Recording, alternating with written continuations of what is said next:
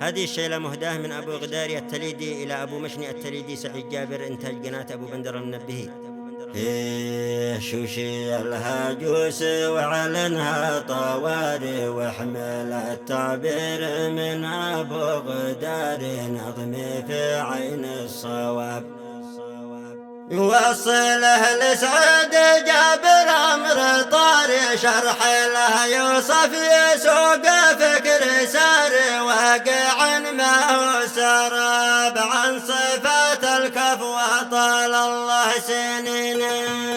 شوشي الهجوس وعلنا طواري، واحمل التعبير من أبو غداري، نظمي في عين الصواب وصله لسعد جابر أمر طاري، شرح لا يوصف يسوق فكر ساري، واقع ما هو سراب عن صفات الكف وطال الله سنينه، بالكرم ما له مثل طيب وثقافة، يغمر الضيفان بنعم الضيافة، شخص له موقع مهب فارس وقناص ما يخطي ما شافه، بيجيب الصيد من أبعد مسافة، لا رمى صيده أصاب دام أبو مشني وقل تسلم يمينه، راسي شامخ بالوفا مرفوع هامه، شخص بين المجتمع علي مقام كل يحسب له حساب، راعي الفزعات ورمز الشهامة، يفرض القلع على الناس احترامه، ما لوقفة غياب لو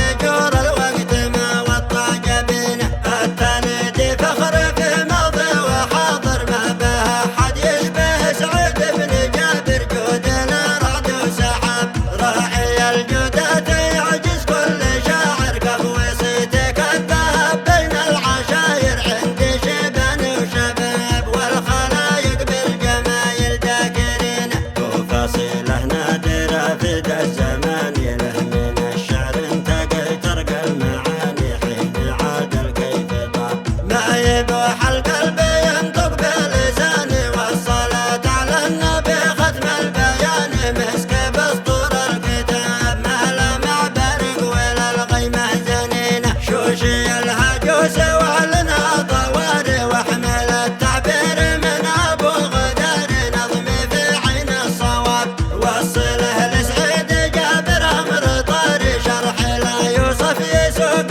فكر ساري، واقع ما هو سراب عن صفات الكف وطال الله سنينه، بالكرم ما له مثل طيب وثقافة، يغمر الضيفان بنعم الضيافة، شخص له موقع مهب فارس وقناص ما يخطي ما شافه، بيجيب الصيد من أبعد مسافة، لا رمى صيده أصاب دام أبو مشني وقل تسلم يمينه، راسي شامخ بالوفا مرفوع